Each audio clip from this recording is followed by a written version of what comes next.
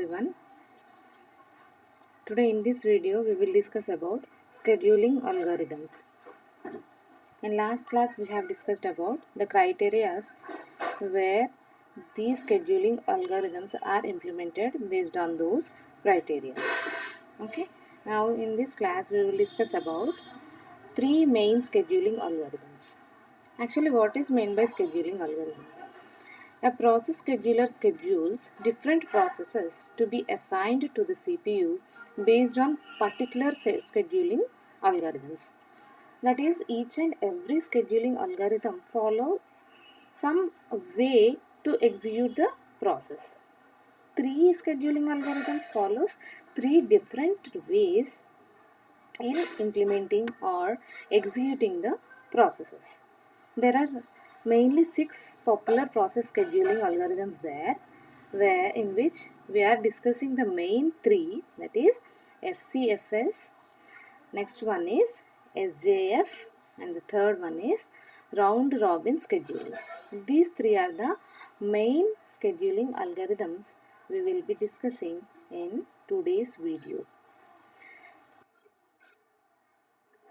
And all these algorithms are either non-preemptive or preemptive. As we have already known that there are mainly 6 scheduling algorithms are there, out of which we are discussing 3 now. In these 3 scheduling algorithms, there is a scale that either it can be non-preemptive scheduling algorithms or preemptive scheduling algorithms. Okay, and what is the difference between this non-preemptive and preemptive means? In non-preemptive algorithms, they are designed in such a way that once if a process enters into the queue, it will never go back until it finishes its execution. Okay, means we are standing in a queue. Okay, so in that queue, let me take a good example. You are standing out of your classroom, okay, and you made a queue, okay, one after one, like that. Okay, 10 members are there, and they made a queue and standing out of the class. So now, whoever came first, that person will enter into the room first. Okay, FCFS follows this thing. Okay, and in case if second process want to enter into the class, if second person want to enter into the class, it is not allowed to enter into the class for the second person. Okay, second person should not enter into the class first. That is called non-preemptive. Based on the queue, based on the first come first serve basis only, people will enter into the class. Okay, if first person comes, that first person will enter into the class, and then after second person, and then third, like that till the end. Okay, and coming to the preemptive, the same example I would like to take. You are standing in a queue. Okay, 5 people entered into the class based on the based on the first come first serve only. First person, and then second person, third person, fourth person, fifth person. Still 5 more people are there standing in a queue outside the class. And suddenly teacher came. When teacher comes, remaining 5 people will be standing outside the class and they will allow teacher to go inside first. This is nothing but preemptive. Okay, though the teacher came late, but as she is a teacher, teacher entered into the class first. Okay, preemptive. Based on the priority, teacher entered into the class. That is nothing but preemptive. The same is written here. Non-preemptive algorithms are designed so that once a process enters the running state, it cannot be preempted until it completes its allotted time. So first process which came and which grabbed the CPU first will be executed first. That is non-preemptive. Coming to the preemptive, Whereas the preemptive scheduling is based on priority, where a scheduler may preempt a low priority running process anytime when a high priority process entered into the ready state. Let me give the example for this also.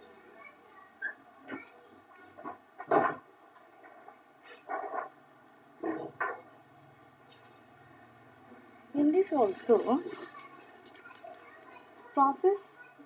the first process which enter into the ready queue will be allotted with the CPU first, and that first process has a burst time of suppose 10 milliseconds. Okay, the total execution time of the first process which enter into the ready queue first is having a burst time of 10 milliseconds. Okay, and then it is going on executing.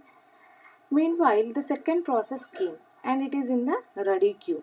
At that moment, the second process burst time is only of 2 milliseconds. Means within 2 milliseconds, second process execution will complete. Whereas first process execution time is 10 milliseconds. So in preemptive scheduling, what happens? The second process, as it is having only 2 milliseconds burst time, that is only 2 milliseconds execution time, this second process will be given priority. Okay, from first process CPU is removed and given to the second process. That is what happens in the preemptive scheduling. Okay, so now we will go into the this is the first algorithm, that is first come first serve. First come first serve is the first scheduling algorithms. So here jobs are executed on first come first serve basis.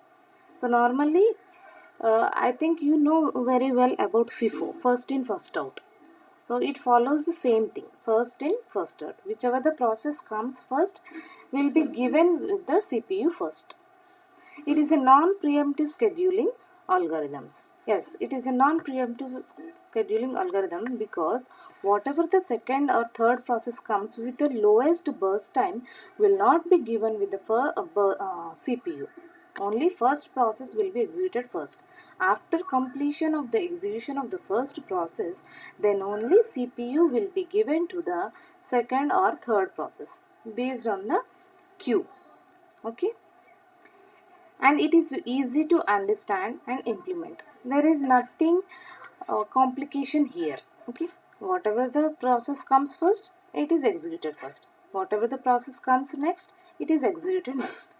It is very easy to understand and it is very easy to implement.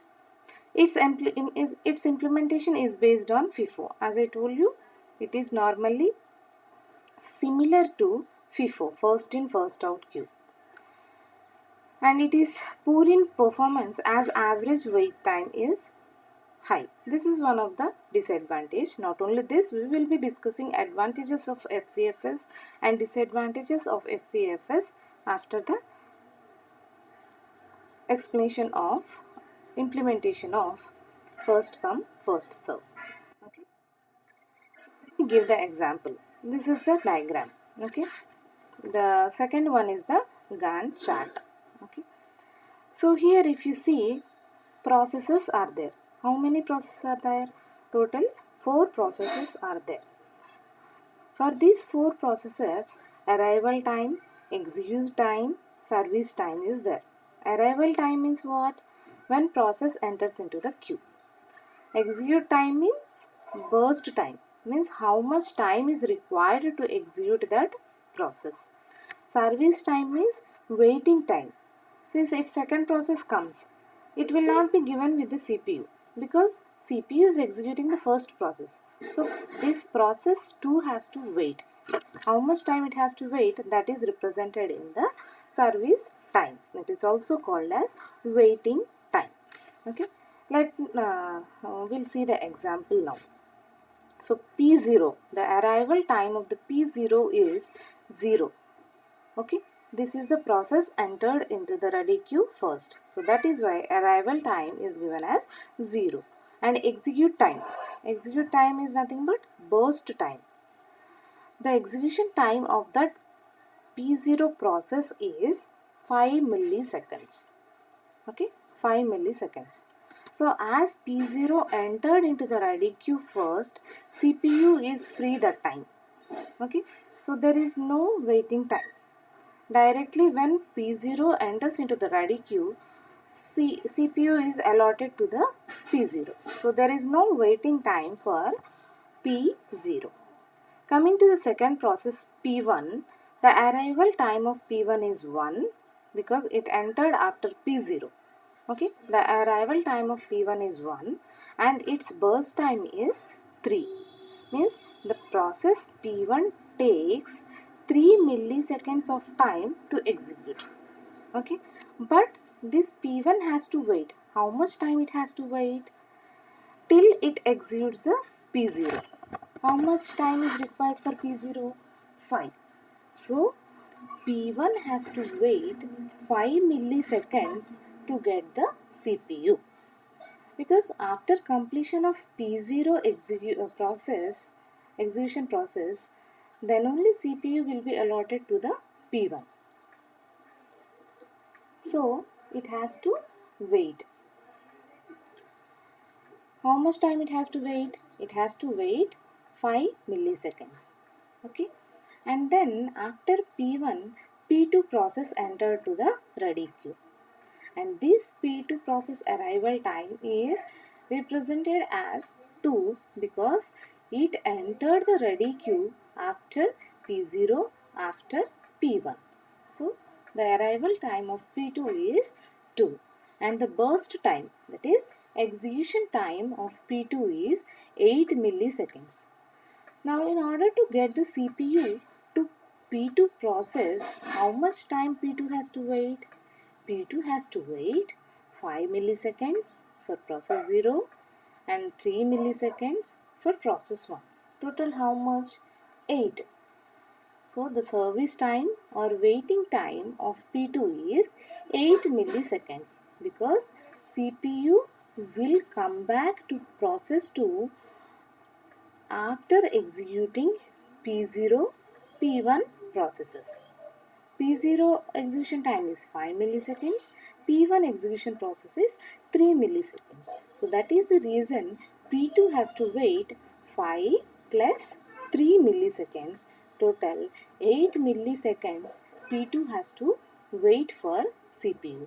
So that is called service time or execution time, waiting time for P2. And the next process is P3. And P3 arrival time is 3 because it entered into the ready queue after P0, P1, P2. Okay. And the execution time of P3 is 6 milliseconds. But soon after entering into the ready queue, will P3 get the CPU?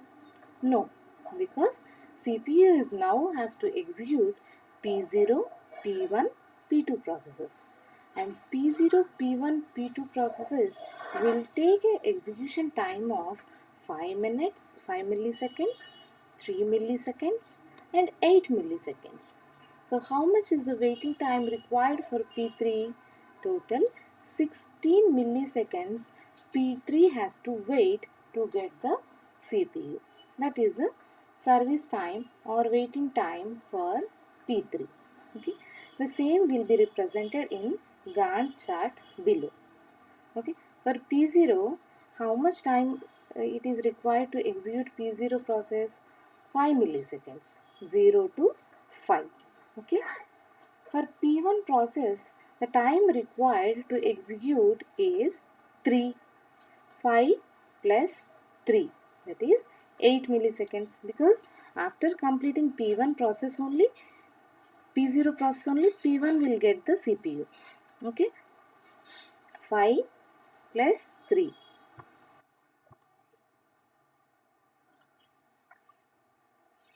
0, 5 milliseconds. P1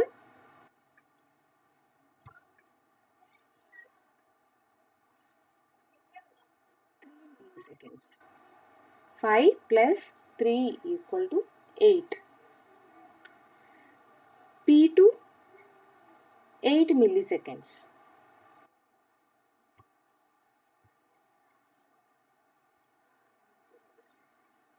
8 milliseconds means 5 plus 3 plus 8. So 16 milliseconds. 6 milliseconds plus 3 plus 8 plus 6. Total 22 milliseconds. So for a CPU, total 22 milliseconds is required to execute the all four processes. Okay, so all these algorithms are represented in the Gantt chart. Okay, this is about FCF. To the advantages of FCFS, it is very simple. Okay, when I am explaining only, you will easily understand how simple it will be. Whichever the process will come first, it will be served first. CPU will be given first, and process whichever comes next has to wait until CPU executes the first process. Okay, it is simple, easy, and it is first come, first serve. So that it is very simple. Coming to the disadvantages of FCFS, the scheduling method is non-preemptive. Non-preemptive means the second process which enters into the ready queue will not be allotted with the CPU because it is a non-preemptive scheduling algorithms. So the process have to execute the first process, then only second process will be executed. Whichever the process will enter next has to wait until CPU finishes the execution of the first process. Second point is, due to the non-preemptive nature of the algorithm, the problem of starvation may occur. See, first process requires some 10 milliseconds of time. Let us take an example that first process will is having some 10 milliseconds to execute. Okay, and the second process will execute within 2 milliseconds only. But second process have to wait 10 milliseconds. So this second process have to wait 10 milliseconds means it is in starvation. Okay, it is waiting just to execute 2 milliseconds process, it has to wait 10 milliseconds. That is the problem here. The third one is, although it is easy to implement, but it is poor in performance since the average waiting time is higher as compared to the scheduling algorithms. So, waiting time is more here because every time whenever the processes will come has to wait until it gets the CPU, until CPU finishes the first process's execution. If suppose some 10 processes are there, the last process, 10th process is having only 1 milliseconds burst time. But still the 10th process has to wait until CPU finishes all 9 processes. Okay, so first come first serve is a very easy to implement algorithm, but it is a poor in performance because average waiting time is very high here. Each and every process has to wait for the CPU for a longer time. Though it is having the lesser burst time, it has to wait for a longer time. Okay, and the fourth one is conway effect. That is, one slow process slows down the performance of the entire set of processes and leads to the wastage of CPU time and other devices. So let us think that some one processes is having needs input output devices or any other thing, or because of some other problem, if one process slows down, if one process it normally that process has to complete within 5 milliseconds, but if it is taking more than 5 milliseconds means that process execution is come uh, taking a longer time. So if it is taking a longer time, next processes will also take longer time. Okay, this is how it affects the other processes if the first process slows down the performance. These are the disadvantages of first come first serve. So this is about the first scheduling algorithm, first come first serve. Thank you.